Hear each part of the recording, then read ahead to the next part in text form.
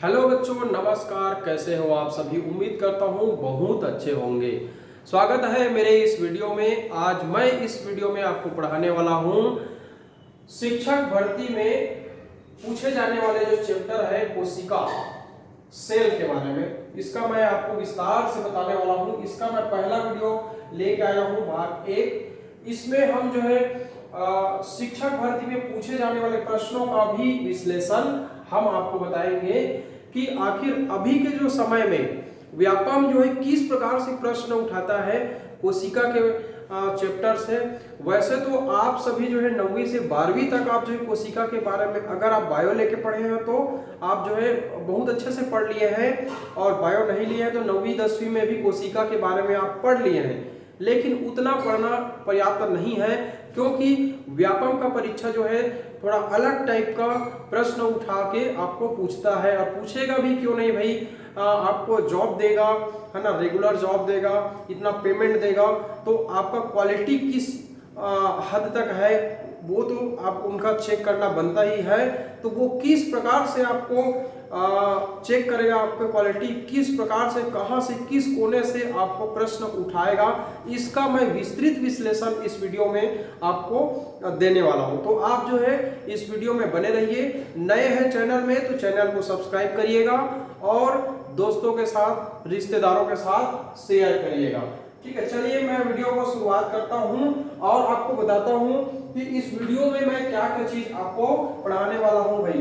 तो देखिए स्लाइड में आप देख पा रहे हैं, स्लाइड में मैं इस टॉपिक का चर्चा करूंगा, कोशिका क्या चीज है। पहला टॉपिक रहेगा कोशिका क्या चीज है। इसका मैं डिटेल से बताऊंगा कि आखिर इस दुनिया में कोशिका नाम कहां से आया और ये है क्या चीज, इसके बारे में। कोशिका की खोज किसने किया, इसके बारे में मैं बताऊंगा। कौन से इंसान है, कौन से वैज्ञानिक है जो कोशिका की खोज किए और हमको बताए, उसके बारे में। फिर मैं बताऊंगा आपको कोशिका का कार्य क्या है, कोशिका हमारे जीवन में, हमारे बॉडी में क्या कार्य करता है, उसके बारे में चर्चा करूंगा। फिर कोशिका का प्रकार, कितने प्रकार की कोशिकाएं होती है, उसके बारे में मैं उल्लेख करूंगा। ठीक है भाई। और फिर मैं आपको बताऊंगा शिक्षक भर्ती में पूछे गए प्रश्नों का विस्तृत विश्लेषण आपके सामने रखूंगा, है ना। पिछले जो एग्जाम हुआ है 2019 में, 2023 में, और टीईटी, सीजीटीईटी, सीटीईटी में क्या क्या प्रश्न पूछा गया है उसका मैं विस्तृत बताना चाहूंगा। ठीक है, तो चलिए हम शुरुआत करते हैं, है ना। शुरुआत करते हैं तो एक झलकी हम जो ये देख लेते हैं कि कौन से प्रश्न पूछा गया था। देखिए शिक्षक भर्ती में बहुत सारा प्रश्न पूछा गया था, है ना। देखिए टीचर जो है 2023 में पूछा गया था। पांच जगत प्रणाली के अनुसार किन विशेषताओं ने कवक को एक अलग जगत में रखा है। कोशिका भित्ति, केंद्रक झिल्ली, पोषण, उपरोक्त सभी। तो यहाँ पे देखिए ऑप्शन में आ गया है ना, कोशिका भित्ति, केंद्रक झिल्ली, पोषण। और ये कोशिका भित्ति हम कहाँ पढ़ेंगे, कोशिका वाले चैप्टर में ही पढ़ेंगे। तो ये प्रश्न बन गया, देखिए एक प्रश्न, है ना। और प्रश्न हम जो है देखते हैं, ये सब सारा प्रश्न ही है ना। एक और प्रश्न जो महत्वपूर्ण है, सीजीटीईटी 2024 में पूछा गया था सेकंड पेपर में, है ना। कोशिका को प्रथम बार खोजा था, तो ये रॉबर्ट हुक ने खोजा था, आपको पता ही है। तो ये प्रश्न उठाया था। सीजीटीईटी 2022 सेकंड में पूछा गया था जैव संगठन का सही क्रम क्या है। तो इस प्रकार से बहुत सारे, ये प्रोकैरियोटिक में राइबोसोम का प्रकार क्या होता है, तो ये सब पूछा गया है ना भाई। तो इसको हम बाद में विस्तार से चर्चा करेंगे, पहले देख लेते हैं, शुरुआत करते हैं वीडियो का और देखते हैं कोशिका क्या चीज है। ये शब्द क्या है, कोशिका क्या चीज है, इसको हम जो देखते हैं, है ना। सबसे पहले ये शब्द को ही देख लीजिए, कोशिका क्या होती है। इसको बोलते हैं अंग्रेजी में सेल बोलते हैं, है ना। और ये सेल, ये जो अंग्रेजी में लिखा हुआ सेल है, ये लैटिन भाषा, है ना, लैटिन भाषा में लैटिन भाषा से लिया गया है ना। लैटिन भाषा के सेल्यूला, है ना, ये ऐसा सेल्यूला इस शब्द से लिया गया है। कौन से भाषा से, लैटिन भाषा से। और इसका मतलब होता है खाली कमरा। ठीक है भाई, ये लैटिन भाषा में सेल्यूला का मतलब होता है खाली कमरा। और इसको अंग्रेजी में जब लैटिन भाषा से हम केवल सेल शब्द को जब लिए हैं, तो इस सेल शब्द का मतलब हो गया कोशिका। ठीक है भाई, तो इसी को कोशिका बोलते हैं। चलिए ठीक है, अब ये कोशिका है क्या चीज, ये हम देखते हैं। आपने अभी देखा कि ये कोशिका शब्द कहां से आया है, लैटिन भाषा के सेल्यूलर शब्द से आया है, और सेल्यूलर का मतलब होता है खाली कमरा, और उसमें सेल को अंग्रेजी में सेल बोलते हैं और हिंदी में इसको कोशिका बोलते हैं। तो देखिए, चलिए आप जो है इस स्लाइड में आप देख रहे हैं, इस चित्र में आप देख रहे हैं, ये जो है मानव का शरीर है। ये देखिए, ये मानव का शरीर है, और उसके शरीर के ऊपरी भाग जो मांस है, जिसको मसल्स बोलते हैं ना, मांस बोलते हैं, उसको अगर मैं जो है यहाँ इस छोटा सा भाग को, ऐसे छोटा सा भाग को मैं इस प्रकार से सूक्ष्मदर्शी में अगर मैं देखूंगा, ऐसे सूक्ष्मदर्शी से मैं देखूंगा, तो आप देखेंगे कि इस प्रकार से छोटा छोटा क्या दिखेगा, मधुमक्खी के छत्ते के जैसा बना हुआ आकृति आपको दिखेगा भाई, इस प्रकार से, है ना। तो यही जो बना हुआ जो गोल गोल आकृतियां हैं, यही क्या है, सेल है ना। सामान्य रूप से हम समझ सकते हैं कि मसल्स की एक छोटे भाग को जब सूक्ष्मदर्शी से देखेंगे तो इस प्रकार से हमको संरचना हमको दिखाई देगा। यही सारी जो संरचनाएं हैं, सेल है। ठीक है भाई, चलिए आगे हम देखते हैं। आगे आप जो है इसको इस प्रकार से, ये है हमारा मानव शरीर, ये क्या है, हमारा मानव शरीर है। ठीक है, तो मानव शरीर की जो सूक्ष्मतम इकाई है ना, वो क्या है, सेल। तो इस प्रकार से सेल है ना। ये सेल एक एक भाग जो है ऐसा सेल है ना, जैसे कि आप लोग देखे हैं, है ना। ये यहाँ पे बना हुआ भाग ये सेल है। ठीक है, अब इस सेल को जब जो है हम मिला देते हैं, आपस में जोड़ देते हैं, है ना, तो क्या बन जाता है, आपस में जब जोड़ देते हैं तो ये बन जाता है ऊतक। तो सेलों का समूह को हम ऊतक बोलते हैं, और बहुत सारे ऊतक मिलके हमारा क्या बनते हैं, अंग बनते हैं। जैसे स्टमक है ना, स्टमक एक अंग है हमारा, है ना। तो ये अंग हो जाता है, और बहुत सारा अंग मिलकर, है ना, जैसे ये स्टमक है ना, तो स्टमक में के समान और भी अंग हो जाएगा, है ना। जैसे लीवर भी एक अंग है ना, छोटी आंत अंग है, बड़ी आंत ये भी अंग है। ठीक है, ये सब जो है अंग है, और ये किससे मिलके बना है, ऊतक से, और ऊतक किससे मिलके बना है, कोशिका से। ठीक है, और अंगों के समूह को हम बोलते हैं अंग तंत्र बोलते हैं। ठीक है, सिस्टम बोलते हैं। ठीक है, और बहुत सारा अंग मिलके हमारा जो है मानव शरीर बना हुआ है भाई। बहुत सारा अंग मतलब जैसे ये आपका पाचन तंत्र है ना, अंग बहुत सारा तंत्र मिलके हमारा शरीर बना है। जैसे ये पाचन तंत्र इसमें है ना, श्वसन तंत्र इसमें है ना, तंत्रिका तंत्र इसमें है, बहुत सारे तंत्र मिलके हमारा जो है शरीर बना हुआ है। ठीक है, तो इस प्रकार से हमारा शरीर बना है। तो हम सामान्य रूप से कह सकते हैं कि पहले कोशिका के समूह जो है ऊतक कहलाते हैं, ऊतकों के समूह को हम जो है अंग बोलते हैं, और अंगों के 4-5 अंग मिलके एक सिस्टम बनाते हैं, तंत्र बनाते हैं, और बहुत सारे तंत्र आपस में मिलकर आपस में कार्य करके हमारा मानव शरीर बना हुआ है भाई। तो ये है हमारे मानव शरीर की संरचना। तो देखिए, ये समझने की बात हो गया। अब देखिए, वैज्ञानिकों ने क्या बात कहा है कि कोशिका जो है, कोशिका जीवित संरचना की संरचनात्मक एवं कार्यात्मक इकाई है। इसको हम ये कोशिका की परिभाषा भी बोल सकते हैं, उनका अर्थ भी बोल सकते हैं कि कोशिका जीवित संरचना की संरचनात्मक एवं कार्यात्मक इकाई है। जीवित संरचना कहने का मतलब जो है, हम जो प्राणी है जो जीवित है वो जीवित संरचना है ना। जंतु है, पादप है, या हम इंसान है, वो सारे जीवित संरचना है। उसकी क्या है, संरचनात्मक इकाई है और कार्यात्मक इकाई है। तो देखिए, संरचनात्मक इकाई कैसे हुआ, इसको देखते हैं। देखिए भाई, आप लोग जो है ये चित्र में देख रहे हैं, ये छोटा छोटा ईंट दिख रहा है। ठीक है, ये ईंट दिख रहा है, तो बहुत सारे ईंट जो है मिलकर क्या बना रहा है, एक संरचना बना रहा है।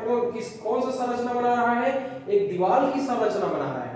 ठीक है, और जब ये बहुत सारा दीवार बना लेता है तो हमारे पास क्या बन के तैयार हो जाता है, एक मकान बन के तैयार हो जाता है। तो ये ईंट जो है जिस प्रकार से आपस में जुड़ के, है ना, एक दीवार बनाता है, और दीवार जो है एक मकान तैयार कर देता है, उसी प्रकार से हमारा शरीर भी है भाई, है ना। हमारा शरीर भी वैसा ही है। देखिए यहाँ पे आप देखे हैं, ठीक है, ये देखिए, ये मान के चलो एक आपका ईंट जैसे हो गया, बहुत सारा ईंट मिलके क्या बन गया, आपका दीवार बन गया, टिश्यू बन गया, है ना। और टिश्यू आपस में मिलके क्या बन गया, अंग बन गया, अंग जो है अंग तंत्र बन गया, और एक जो है घर, है ना, ये घर मतलब ये इंसानी शरीर बन गया भाई, ठीक है। तो एक जो है सेल को हम ईंट से कल्पना कर सकते हैं भाई, ईंट से हम जो तुलना कर सकते हैं। जिस प्रकार ईंट जो है मकान का निर्माण करता है, वैसे ही कोशिका जो है हमारे जो है मानव शरीर की संरचना का निर्माण करता है भाई, ठीक है। तो ये आप जो समझ गए होंगे, पहला जो बात है संरचनात्मक इकाई है वो आपको समझ आ गया होगा। अब देखिए कि ये कार्यात्मक इकाई कैसे हुआ, उसको हम जो है देखेंगे भाई, ठीक है। देखिए कार्यात्मक इकाई कैसे हो जाएगा उसको देखेंगे। आप लोग जो है हमारे जो शरीर में जो है ये इस प्रकार से बना हुआ ये खून देख रहे हैं आप लोग, जो ब्लड जो है आप हमारे शरीर में बना रहता है, वो ब्लड को हम जो है देख रहे हैं, है ना। तो ये ब्लड आप लोग आपके शरीर में देखे हैं, तो ये ब्लड कैसे बनता है ना, कौन इसको बनाने का कार्य करता है, इसको आप लोग जो है आगे देखिए, मैं बता रहा हूँ आप लोगों को, ठीक है भाई। ब्लड को कौन बनाने का काम करता है उसको देखिए। हमारे शरीर में क्या होता है, ये हमारे पैर का चित्र है ना। पैर के अंदर क्या है, ये घुटने हैं और इसके घुटने का हड्डी है, आप लोग देख रहे हैं, ठीक है। और इस घुटने के हड्डी में जब हम इस घुटने के हड्डी को या दूसरे जो हड्डी है ना, बोन जो हड्डी है, उसको जब हम उसको काट के जब निकालेंगे तो उसके अंदर जो है एक स्टेम सेल पाया जाता है ना। ये बोन मैरो है, इसके अंदर जो बोन मैरो, ये हड्डी है, हड्डी के अंदर बोन मैरो है और बोन मैरो के अंदर स्टेम सेल पाया जाता है। ये सेल का नाम है स्टेम सेल, ठीक है। तो यही स्टेम सेल हमारा क्या बनाता है, रेड ब्लड सेल्स, है ना, लाल रक्त बनाता है, ठीक है। हमारा जो है लाल रक्त कोशिका बनाता है ये स्टेम सेल। तो ये भी एक सेल है ना। स्टेम सेल क्या है, एक सेल है। तो सेल का कार्य क्या है, ब्लड का बनाना, ठीक है। इसका कार्यात्मक इकाई है, तो हमारे शरीर की संरचनात्मक तो है, साथ साथ कार्यात्मक इकाई है। ये हमारे शरीर में कार्य करता है, निर्माण का कार्य करता है, ठीक है। और देखिए और भी आपको बता रहा हूँ कि सेल और क्या निर्माण करता है उसको देखिए। ये हमारे शरीर में आप देख रहे हैं कोशिका जो होता है ना, तो इसमें राइबोसोम पाया जाता है, ठीक है भाई। ये आप लोग देख रहे हैं, इसमें डॉट डॉट जो दिख रहा है ना, ये राइबोसोम है, ठीक है। ये कोशिका का आपका जंतु कोशिका का आपका चित्र है। और जंतु कोशिका के अंदर जब हम इसको देखेंगे तो यहाँ पर जो चित्र दिखा रहा है, जिसको बड़े करके मैं इस प्रकार से लिया हूँ, है ना, इसमें जो छोटा छोटा जो डॉट डॉट रहता है उसको बोलते हैं राइबोसोम। और ये राइबोसोम क्या काम करता है, हमारे शरीर में प्रोटीन निर्माण का कार्य करता है, हमारे शरीर में प्रोटीन का निर्माण करता है। और किसमें निर्माण करता है, कोशिका के अंदर जो प्रोटीन का निर्माण करता है, ठीक है। तो ये भी एक कार्य हो गया, प्रोटीन निर्माण का कार्य कौन करता है, राइबोसोम। और राइबोसोम कहाँ पाया जाता है, कोशिका के अंदर पाया जाता है भाई।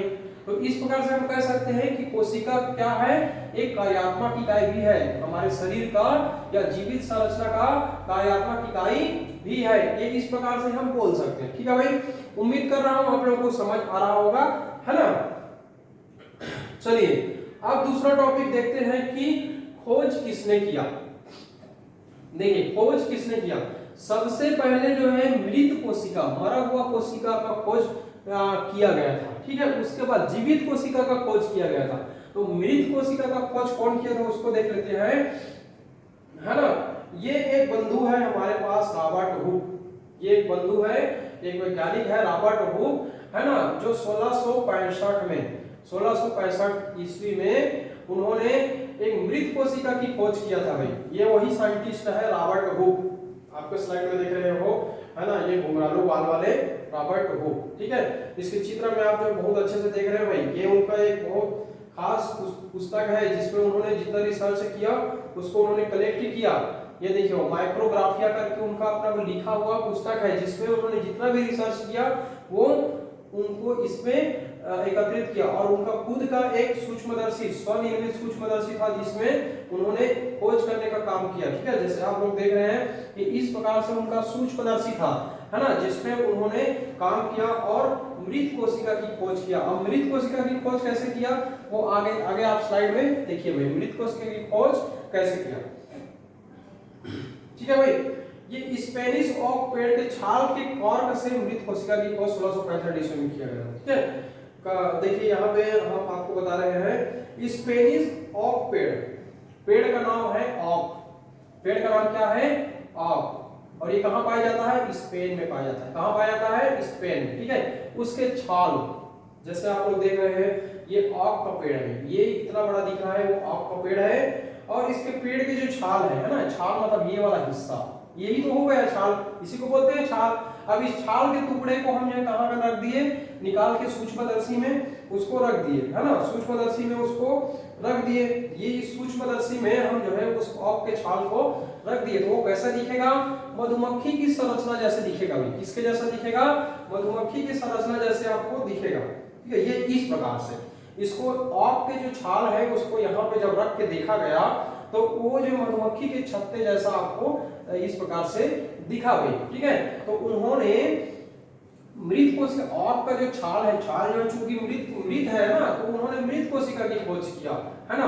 1665 ईस्वी में रॉबर्ट हुक ने मृत कोशिका की खोज किया, आपको याद रखेंगे भाई। ठीक है, चलिए आगे देखिए। और ये उनका एक पुस्तक है माइक्रोग्राफिया। ठीक है, इस पुस्तक में उन्होंने पूरी जानकारी इसमें एकत्रित किया। यहाँ पे देखिए उस चित्र को उन्होंने इसमें बनाया, एकत्रित किया, है ना, और उसके संबंध में पूरा नॉलेज, उसका रिसर्च उन्होंने इस पुस्तक में डाल के रखा, जिसको आज जो है जितने भी बड़े बड़े पीएचडी होल्डर लोग हैं, पीएचडी करने वाले हैं, शोध करने वाले हैं, इन सब चीज को पढ़ के नित्य नूतन नए नए खोज कर रहे हैं। ठीक है, जैसे इनके पुस्तक में देखिए बहुत सारे जीवों के बारे में उन्होंने खोज किया, है ना। ये वही रॉबर्ट हुक है ना, जिन्होंने बाद में दुनिया में जो सूक्ष्म जीव है उन पे खोज कर करके उन्होंने एक पुस्तक लिखा जिसको माइक्रोग्राफिया कहते हैं, है ना। इसमें देख लीजिए ये चींटी के बारे में उन्होंने खोज किया था, लिखा था, है ना। और देख लीजिए ये चींटी वगैरह के बारे में था बनाया हुआ था। ठीक है, अब आगे देखते हैं हम जो है जीवित कोशिका, है ना। जीवित कोशिका की खोज कौन किया, लीवेनहॉक, है ना। ये बंधु आप जो देख रहे हैं ना, ये है आपका लीवेनहॉक, है ना। पहले मैं आपको बताया था रॉबर्ट हुक के बारे में, अब बता रहा हूँ लीवेनहॉक के बारे में, है ना। लीवेनहॉक जो है उन्होंने जीवित कोशिका का खोज किया था। ठीक है भाई, अब इसके बारे में थोड़ा सा आप लोग इंटरेस्टिंग बातें जान लीजिए। ये जो है एक टोकरी निर्माता के बेटे थे। ठीक है, इनके पिताजी एक टोकरी का निर्माण करने वाला, टोकरी का व्यवसाय करने वाला था, है ना, और एक संपन्न शराब बनाने वाले परिवार से इनका ताल्लुकात था। ठीक है, और ये कहाँ का था, डच गणराज्य से था। ठीक है, इसका जो है निवास कहाँ है, डच गणराज्य। ठीक है, और सूक्ष्म जीव विज्ञान के जनक कहा जाता है। ठीक है, सूक्ष्म जीव विज्ञान के जनक कहा जाता है, जीव विज्ञान। ठीक है, सूक्ष्म जीव विज्ञान आप लोग याद रखेंगे, इसको बोला जाता है सूक्ष्म जीव विज्ञान, क्योंकि ये जीवित कोशिका का खोज करने वाला इंसान लीवेनहॉक था, है ना, और मृत कोशिका का रॉबर्ट हुक, तो इसको बोला गया सूक्ष्म जीव विज्ञान का जनक कहा गया है। ठीक है, ये है आपका लीवेनहॉक, है ना। और लीवेनहॉक ने कब कैसे खोजा उसको आगे देखिए ये आप लोग जो है तालाब में जब जाते हैं ना, तो तालाब में आपको इस प्रकार से काई जैसे संरचना आपको दिखाई देता है। ऐसे आप उठा के देखेंगे तो इस प्रकार से आपको दिखेगा, है ना। ये है तालाब में ऐसा पूरा हरा हरा फैला हुआ दिखता है। ठीक है, इसको बोलते हैं स्पायरोगायर। क्या बोलते हैं, इसको बोलते हैं स्पायरोगायर, है ना। ये है तालाब में मुक्त रहने वाले शैवाल स्पायरोगायर कोशिका की खोज 1674 ईस्वी में किया। कब किया, 1674 में। ठीक है, 1674 में उन्होंने स्पायरोगायरा में जो है जीवित कोशिका की खोज किया, है ना। वो भी कहाँ पे, तालाब के पानी में जो शैवाल स्पायरोगायरा जो होता है ना, उसमें उन्होंने खोज किया भाई। ठीक है, तो ये आप याद रखेंगे। चलिए आगे मैं आपको बता रहा हूँ, आप बहुत अच्छे से ध्यान देते हुए आप लोग जो है पढ़िए। ठीक है, अब हम पढ़ेंगे जीव जगत में सबसे छोटी कोशिका। देखिए जीव जगत में सबसे छोटी कोशिका होती है माइकोप्लाज्मा। ठीक है, माइकोप्लाज्मा सबसे छोटी होती है। कैसे दिखता है इसको आप लोग जो देख लीजिए, ये यहाँ पे आपको दिख रहा है, ये जो पीला पीला जो संरचना दिख रहा है ये है आपका माइकोप्लाज्मा। ठीक है, और इसकी जो लंबाई होती है 0.1 माइक्रोमीटर, है ना, 0.01 माइक्रोमीटर होती है। ठीक है, तो ये इस प्रकार से उसकी संरचना होती है, इसको बोलते हैं माइकोप्लाज्मा। ठीक है भाई, सबसे छोटी जो कोशिका होती है, याद रखेंगे, पूछा जाता है सबसे छोटी कोशिका कौन सी होती है, माइकोप्लाज्मा। सबसे छोटी कोशिका माइकोप्लाज्मा जीव जगत में, पूरे जो संसार में जो ना, यह है आपका माइकोप्लाज्मा का चित्र है भाई, आप लोग जो है देख लीजिए। ठीक है, अब आगे देखिए, है ना, ये माइकोप्लाज्मा इसके बारे में बता दिया हूं। अब आगे हम पढ़ेंगे जीव जगत में सबसे बड़ी कोशिका, जीव जगत में दुनिया में सबसे बड़ी कोशिका। ये आप जो देखिए भाई, है ना, ये ऐसा शुतुरमुर्ग जो बहुत बड़ा होता है भाई, है ना, इसके जो अंडे जो होते हैं ना, शुतुरमुर्ग के अंडे, वो जो है सबसे बड़ी जीवित कोशिका होती है ना, और इसका आकार कितना होता है, 130 से 170 मिलीमीटर के बराबर होता है, 130 से 170 मिलीमीटर, है ना, इतना होता है भाई इसका आकार। जैसे आप लोग जो देख लीजिए, ये आप लोग जो देखिए, ये जो है शुतुरमुर्ग का अंडा है और ये जो है सामान्य मुर्गी का अंडा है भाई, ठीक है। तो ये आप लोग अंतर देख लीजिए कितना बड़ा है भाई, है ना। तो ये सबसे बड़ी जो कोशिका होती है वो शुतुरमुर्ग की कोशिका होती है जीव जगत में, हाँ, जीव जगत में, ठीक है भाई। अब आगे देखिए, ये अंडे की संरचना इस प्रकार से होती है ना। आगे देखिए, हमारे जो मानव शरीर में, है ना, मानव शरीर में सबसे छोटी जो कोशिका होती है, ठीक है, मानव शरीर में सबसे छोटी जो कोशिका होती है वो होती है स्पर्म सेल, शुक्राणु की कोशिका, ठीक है, शुक्राणु कोशिका जिसको बोलते हैं स्पर्म सेल, ठीक है, ये जो है होती है, और इसकी लंबाई क्या होती है, 0.05 ऐसा मिलीमीटर होता है, ठीक है भाई। और शुक्राणु में व्यक्ति के 23 गुणसूत्र होते हैं, इसको भी आप लोग याद रखेंगे, ठीक है भाई। सबसे छोटी, मानव शरीर में सबसे छोटी जो कोशिका होती है वो होती है स्पर्म सेल, है ना, शुक्राणु की कोशिका। और सबसे बड़ी जो कोशिका होती है मानव शरीर में वो होती है ओवम, अंडाणु की कोशिका, ओवम सेल, ठीक है। जो ये इस प्रकार से ओवम सेल, है ना, ओवम सेल किसमें पाया जाता है ना, स्त्रियों में, लड़कियों में पाया जाता है, स्पर्म सेल लड़कों में पाया जाता है, पुरुषों में पाया जाता है, और ये जो ओवम जो है सबसे बड़ी कोशिका होती है मानव में, है ना। चलिए आगे जो देखिए, है ना, अब सबसे लंबी जो कोशिका होती है मानव शरीर में, सबसे लंबी कोशिका जो किसकी होती है, ये होते हैं आपकी तंत्रिका कोशिका, है ना, न्यूरॉन सेल जो होती है ना, ये होती है, और इसका लंबाई कितना होता है, 1 से 1.5 मीटर तक होती है ना। हमारे शरीर में ये जो न्यूरॉन रहता है ना, वो सेल है ना, ये इस प्रकार से आप जो न्यूरॉन देख रहे हैं, ये जो सबसे लंबी कोशिका है, और कितना होता है, 1 से 1.5 मीटर तक होता है, देखो कितना लंबा होता है ना। ये है आपका लंबी कोशिका है, ठीक है। आप देखते हैं हमारे आसपास कौन कौन से कोशिका पाए जाते हैं, उसको देखते हैं। ये आपको स्क्रीन में दिख रहा है, इसको तो आप जान ही रहे हैं, इसको बोलते हैं ब्लड सेल। ये क्या है, ब्लड सेल है, ठीक है। इसको बोलते हैं लाल रक्त कोशिका। फिर आप जो देख रहे हैं ये है आपका मसल सेल, है ना, मसल सेल, ठीक है। फिर आप देख रहे हैं इसमें आपका ओवम सेल, अंडाणु कोशिका है। आप देख रहे हैं ये जो है शुक्राणु कोशिकाएं। तो इस प्रकार से हमारे आसपास अलग अलग कोशिकाएं हम जो है देख सकते हैं, ठीक है।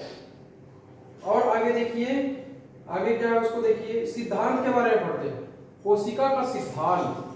अब कोशिका के बारे में तो पढ़ लिए, कोशिका है क्या चीज। अब कोशिका के बारे में क्या क्या बातें वैज्ञानिकों ने हमको बताया, उसको हम जो है पढ़ने वाले हैं, ठीक है।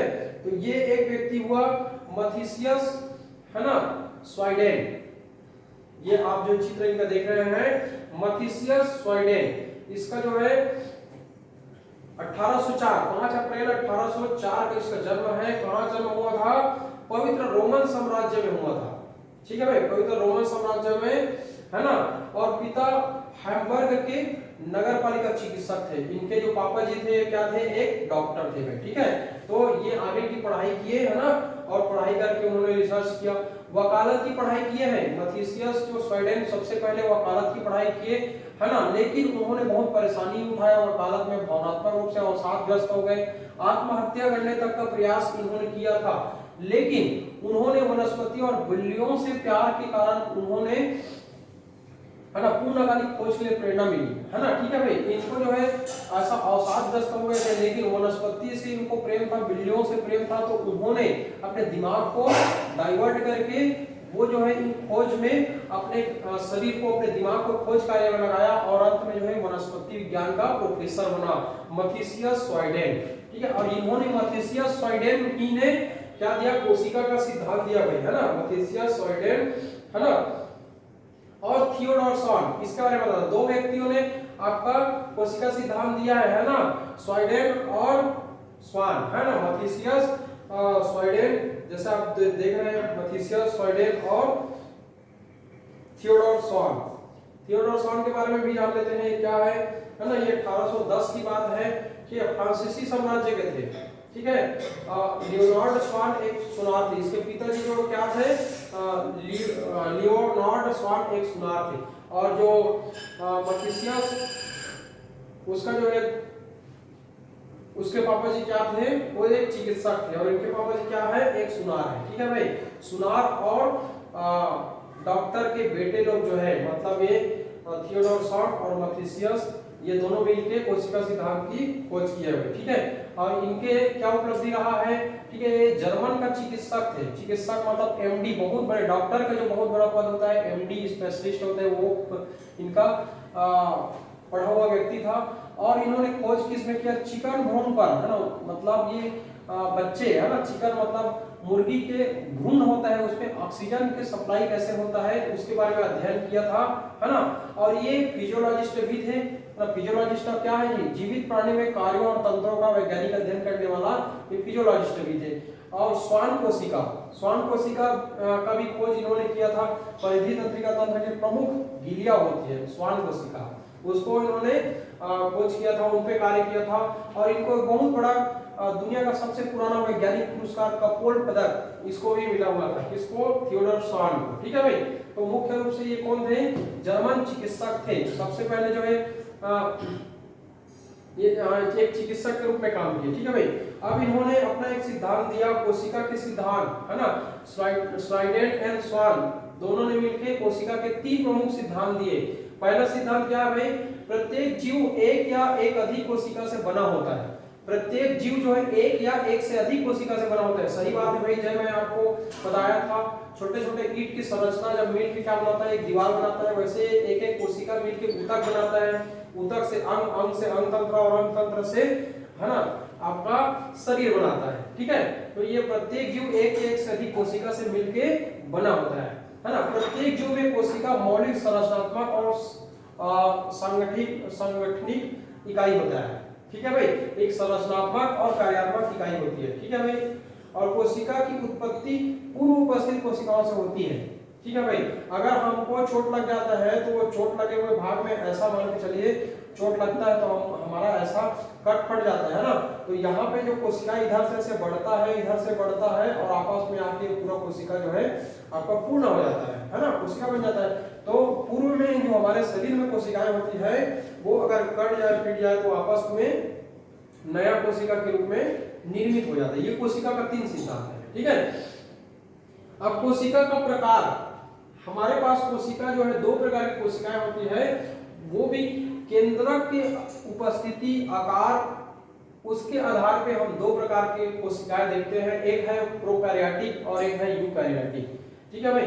प्रोकैरियोटिक में क्या होती है उसको देखिए, है ना, 2 प्रकार की है प्रोकैरियोटिक कोशिका। एक है प्रोकैरियोटिक, इसमें क्या होती है, एक कोशिकीय जीव में पाया जाता है, ये है ना, ये जो है प्रोकैरियोटिक कोशिका जो एक कोशिकीय जीव में पाया जाता है, जैसे ये बैक्टीरिया एक कोशिका से मिलकर बना होता है, साइनोबैक्टीरिया ये भी एक कोशिका से मिलकर बना, और माइकोप्लाज्मा जो सबसे छोटी जो कोशिका है ना, वो आपका एक कोशिका है। इसमें जो क्या पाया जाता है, प्रोकैरियोटिक कोशिका पाया जाता है।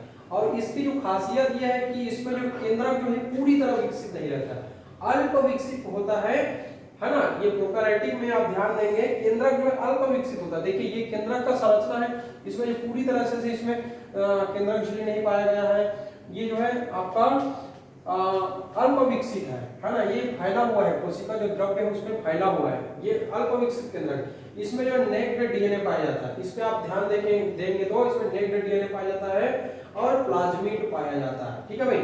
तो आप ध्यान देंगे कि प्रोकैरियोटिक कोशिका की क्या खासियत है, ऐसा बोलेंगे तो यहाँ एक कोशिकीय जो कोशिका में पाया जाता है, कोशिकीय जीवों में पाया जाता है ये कोशिका जो है ना। जैसे एक कोशिकीय जीव बैक्टीरिया, साइनोबैक्टीरिया और माइकोप्लाज्मा, ठीक है, ये एक कोशिकीय जीव में पाया जाता है। इसमें केंद्रक अविकसित होता है, अल्प विकसित होता है, इसमें नेक्ड डीएनए पाया जाता है, इसमें प्लाज्मिड पाया जाता है, ठीक है। ये आप संरचना आप जो है देख रहे हैं, ठीक है। जब मैं आपको प्रोकैरियोटिक यूकैरियोटिक के बारे में पढ़ाऊंगा तो मैं आपको 3D मॉडल के माध्यम से आपका इसमें बहुत ज्यादा डिटेल आपको बताऊंगा, तो इसका हम अलग से आपको वीडियो बना के बताएंगे, ठीक है। अभी हम प्रकार को देख लेते हैं। फिर ये होता है यूकैरियोटिक कोशिका, ठीक है। आप जैसे कि यूकैरियोटिक कोशिका देखें, इसमें आप देख रहे हैं कि बहुत सारा इसमें डिजाइन बना हुआ है, बहुत सारा अंग दिख रहा है, बहुत रंगा हुआ, बहुत अच्छा शानदार दिख रहा है, ठीक है। तो इसमें शानदार दिखने का क्या है, ये एक जटिल संरचना है भाई, इसमें बहुत सारे जो अंग पाया जाता है ना, एक जटिल संरचना है। इसमें एक विकसित केंद्रक पाया जाता है, ये आप देख रहे हैं, देखिए विकसित केंद्रक। उसमें क्या हुआ था, ऐसा फैला हुआ था, ऐसा जालिका टाइप का दिखाया हुआ था प्रोकैरियोटिक में, लेकिन इसमें क्या है, एक विकसित केंद्रक पाया जाता है। क्या पाया जाता है, एक विकसित केंद्रक पाया जाता है, और इसमें एटीएस प्रकार का राइबोसोम पाया जाता है। ये जो इसमें डॉट डॉट जो राइबोसोम पाया जाता है वो एटीएस प्रकार का है, और यूकैरियोटिक प्रोकैरियोटिक में 70S प्रकार का राइबोसोम पाया जाता है, ठीक है भाई। और इसका जो उदाहरण क्या है, सभी पादप और जंतु कोशिकाओं में पाया जाता है। इसका उदाहरण सभी पादप जो कोशिकाएं हैं और सभी जंतुओं की कोशिकाएं हैं, वो जो है आपका यूकैरियोटिक कोशिकाएं, मेढक की कोशिकाएं, मछली की कोशिकाएं, इंसान की कोशिकाएं, है ना, आपका आम के पेड़ की कोशिकाएं, है ना, जामुन के पेड़ की कोशिकाएं, ये सारे जो यूकैरियोटिक कोशिकाएं हैं। प्रोकैरियोटिक में आपको बताया था सूक्ष्मजीव, साइनोबैक्टीरिया, ये जो है आपका प्रोकैरियोटिक का है। तो चलिए आप लोग जो है इसको ध्यान रखिएगा, है ना। ये प्रकार में आपको बता दिया। अगले स्लाइड में है, ये आप जो देख रहे हैं पादप कोशिका और जंतु कोशिका का जो चित्र है, आप लोग जो है 9वीं 10वीं क्लास में आप लोग इसको बहुत अच्छे से पढ़े भी होंगे, है ना। तो ये आप जो देख रहे हैं, ये है यूकैरियोटिक कोशिका, है ना। अब ये इतना सारा चीज मैं आपको बता दिया हूँ, अब आपको मैं थोड़ा सा ले जाता हूँ एग्जाम बेस्ड जो प्रश्न आता है ना, उसकी ओर आपको ले जाता हूँ, थोड़ा सा बैठ जा रहा हूँ, आप देखिएगा, है ना। इसमें जो है किस प्रकार से प्रश्न आपका व्यापम पूछता है ना, और व्यापम में पूछने के बाद आपको कैसे आपको सहायता मिलेगा इसको पढ़ने में, ये आपको मैं बताने वाला हूँ। थोड़ा सा बैठ जा रहा हूँ, आप लोग देखिएगा, ठीक है। ये स्लाइड मैं पीछे कर रहा हूँ, जिसमें आपको बताऊंगा कि कैसे प्रश्न पूछा जाता है और आप किस प्रकार से तैयारी कर सकते हैं। एक छोटा सा वीडियो, पहला वीडियो में कोशिका का जो प्रस्तावना है इस पे वीडियो बनाया हूँ, है ना। तो आइए देखिए, आप जो है प्रश्न देख लीजिए भाई। देखिए, शिक्षक भर्ती में पूछा गया प्रश्न जो है, ये प्रश्न पूछा गया, कब पूछा गया है, 2023 में पूछा गया है। 5 जगत प्रणाली के अनुसार किन विशेषताओं ने कवक को एक अलग जगत में रखा है। कोशिका भित्ति, केंद्रक झिल्ली, देखिए इसमें कोशिका भित्ति का भी उल्लेख हुआ है, केंद्रक झिल्ली का भी उल्लेख हुआ है ना। तो ये आपको प्रश्न हुआ कोशिका से संबंधित, है ना।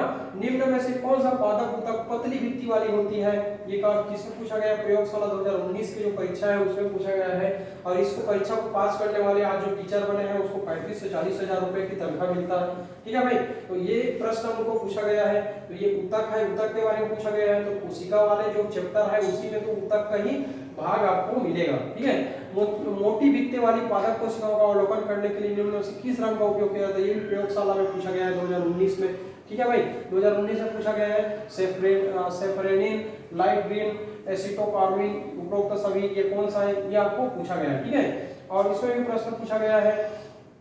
इसमें देखिए ये प्रयोगशाला 2019 का भी ये प्रश्न दिया हुआ है। कोशिकाएं अक्सर छोटी होती है सतह क्षेत्र एवं आयतन के अनुपात को न्यूनतम करने के लिए, ये कथन है और एक कारण है, और इसमें से आपको सिलेक्ट करके आपको बनाना होता है। और देखिए टीईटी परीक्षा, टीचर बनने के लिए टीईटी की परीक्षा में उत्तीर्ण करना बहुत जरूरी है। तो इसमें पूछा गया प्रश्न क्या पूछा गया था, देखिए 2022 में सेकंड शिक्षक पेपर, शिक्षक का जो टीईटी पेपर होता है उसमें पूछा गया था जैव संगठन का सही क्रम क्या है, इसको पूछा गया था ना। कोशिका ऊतक, अंततंत्र, अंग, निर्जीव, ऐसा, ठीक है। कोशिका को प्रथम बार किसने खोजा, जैसे मैं आपको बताया बहुत डिटेल से, रॉबर्ट हुक ने, ठीक है। ये कब पूछा गया था, 2024 के सेकंड पेपर में, है ना। सीजीटीईटी के सेकंड पेपर में आपको पूछा गया प्रश्न, कितना सरल प्रश्न पूछा गया था। सीजीटीईटी 2020 के सेकंड पेपर में भी ये पूछा गया था। 5 जगत वर्गीकरण में प्राणी संभोजी प्रकार की पोषण विधि में से किस जगह पाई जाती है, प्रोटिस्टा, कवक, प्लांटी, एनिमेलिया, ये, ठीक है। अब और एक और प्रश्न पूछा सीजीटीईटी 2000 पेपर में सेकंड पेपर में पूछा गया था, प्रोकैरियोटिक में राइबोसोम का प्रकार कैसा पाया जाता है, ठीक है भाई। तो ये 80S, 70S, 60S, 50S, ये इस प्रकार से प्रश्न पूछा जा रहा है ना। और आप लोग देख रहे हैं ऐसा थोड़ा सा डिटेल वाला भी प्रश्न पूछ रहे हैं। तो ये सब आपको बताने का मतलब ये है भाई कि जब तक आप जो डीप नॉलेज नहीं रखेंगे, है ना, कोने कोने की पढ़ाई नहीं करेंगे तो आपका जो एग्जाम जो क्लियर नहीं हो पाएगा, आप शिक्षक नहीं बन पाएंगे, है ना। आपके पास भरपूर नॉलेज होना चाहिए, अच्छे से आपको कंटेंट आपके पास होना चाहिए, फिर आप जो है अच्छे से स्कोर बना के आप शिक्षक भर्ती में पास भी हो सकते हैं। और आप जब शिक्षक बनेंगे तो बच्चों को भी बहुत बेहतरीन ढंग से आप जो है बच्चों को पढ़ा भी सकते हैं और उनका करियर भी बना सकते हैं। तो प्यारे साथियों, आप सभी से अनुरोध है कि आप जो है मेरे चैनल से आप लोग जुड़िए और मैं जो है एक एक करके बहुत संक्षिप्त में और बहुत डिटेल से, है ना, आपको कम समय में बहुत ज़्यादा डिटेल से आपको पढ़ाने का प्रयास कर रहा हूँ, जिससे आपका नॉलेज बहुत अच्छा से बन पाएगा और आप सफल हो पाएंगे। चलिए आज के लिए यही तक हम समाप्त करते हैं। अगले वीडियो में आपको फिर से मैं पढ़ाऊँगा। चलिए धन्यवाद, बहुत बहुत धन्यवाद।